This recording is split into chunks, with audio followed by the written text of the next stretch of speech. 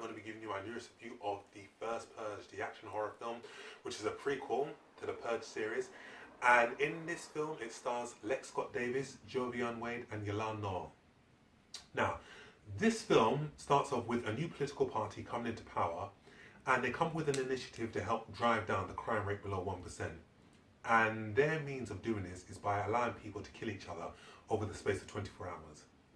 And they start off in a small community in Staten Island. But then things don't go as planned when the violence spreads across other boroughs of New York City and they realise that they've got a catastrophe on their hands. And the residents of the Staten Island community will not allow this to happen, so they decide to fight back. This film has so many themes that are so relatable to today's times that you just think, you know what, this film is just so relevant. So you can watch it and you think, you know, there's a shooting in a church, you know, by some white supremacists, and that mirrors what happens in Charleston. There's one scene where you can see a man being dragged behind a car, and that is reminiscent of what happened to James Byrd in the late 90s.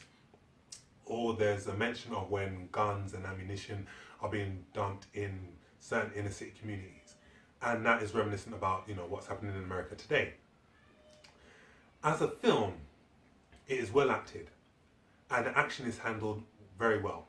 It does take its time to get going, but during the third act of the film, when you watch it, you have a very entertaining film.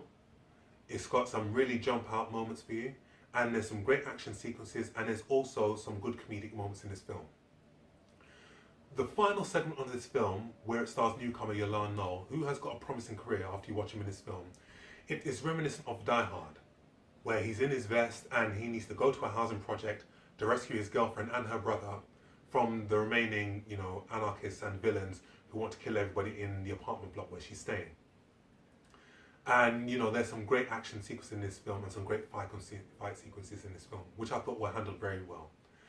But on the whole, this film is very entertaining and it does its job, and I liked it.